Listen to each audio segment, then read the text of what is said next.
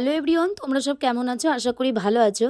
আমার গলার ভয়েস শুনে বুঝতেই পারছো, কারণ বিয়েতে রাত জাগা ভয়েস আর কেমন হবে, ঠান্ডা লেগে গলা পুরো বসে গেছে। তো চলো আমি ব্লগটা এখান থেকে স্টার্ট করছি।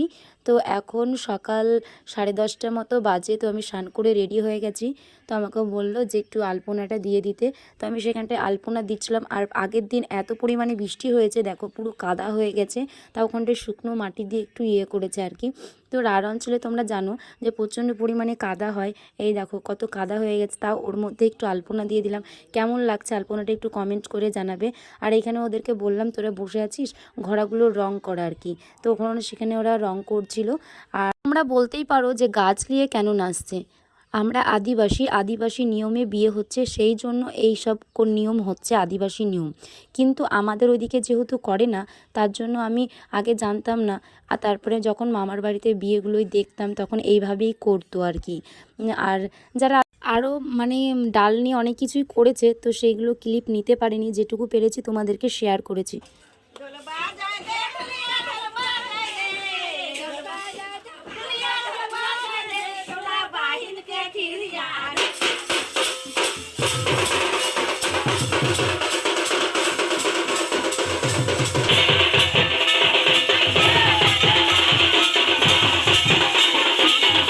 রুমে এসে দেখি এরা রেডি হতে লেগেছে।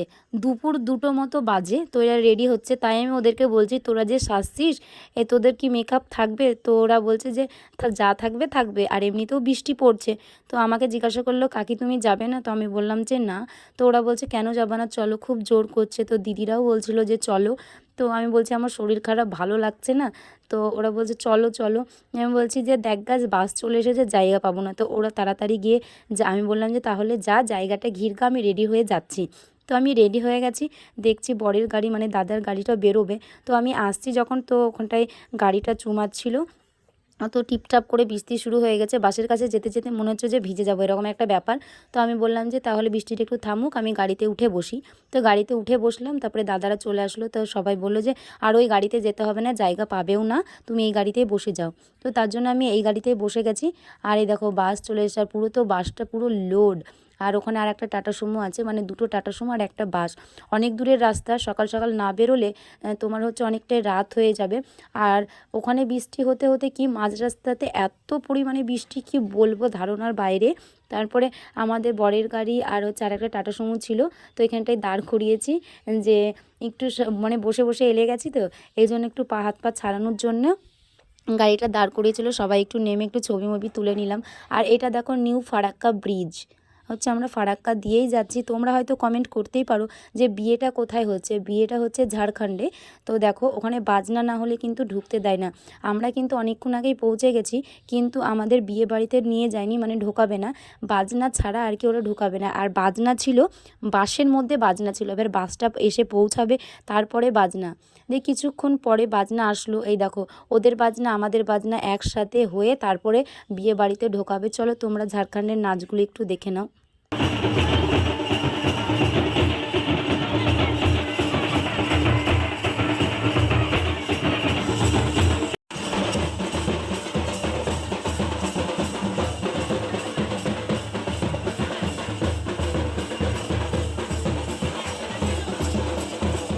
পাহাড় এলাকায় একটু বিয়েটা অন্য রকম, ঠিক আছে। ওরা টেজ করে, টেজটাকে খুব সুন্দর করে সাজায়, দেখতেই পাচ্ছ তোমরা। তো ওখানটায় বরকে আর বউকে নিয়ে যাওয়া হয়। তো বউ আর কি আশীর্বাদ করবে, তোমরা দেখে নাও কি কি করছে। তো আমরা তো দেখে অবাক।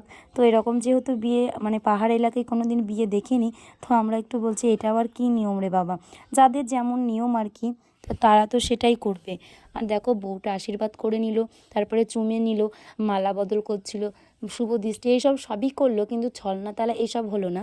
আর যে সিঁদুর দান কখন করলো কী বৃত্তান্ত আমরা কিছুই দেখতে পাইনি। আর কি বলবো, এখানটায় নাচ হচ্ছিলো, তো আমরা শরীর খারাপের মধ্যে দিয়েও মানে নাচ করতে শুরু করে দিয়েছিলাম।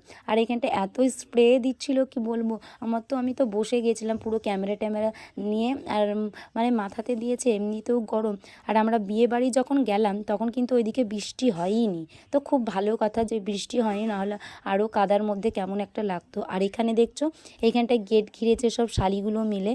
তো খুব ভালো লাগছিলো। আর এখানকার সত্যি কথা বলতে কি ওইদিকে না পুরো শুধু রাঁচি গানের নাচ হচ্ছিলো, কিন্তু ভালো লাগছিলো, ভালো ভালো গান দিচ্ছিলো। ডিজে বলতে কোনো ডিজে গানই দিচ্ছিলো না, একটা না দুটো দিয়েছিল গান, আর দেয়নি, সব রাঁচি। আর এদিকে দেখছো ওরা শাড়ি কেমন করে পরে।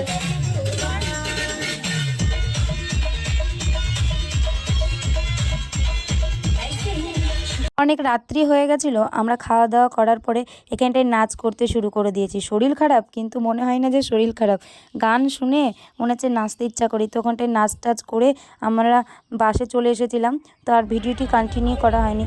আর আমি যেহেতু টাটা সুমোতে গিয়েছিলাম, আমি আর টাটা সুমোতে আসিনি, কারণ সে কখন আসবে তার নাই ঠিক, সে সকালে আসবে, সকালে 9টা-10টার সময়। তো আমি ভাবলাম বাসে চলে যাই, গিয়ে তাও একটু ঘুমানো যাবে বাড়িতে।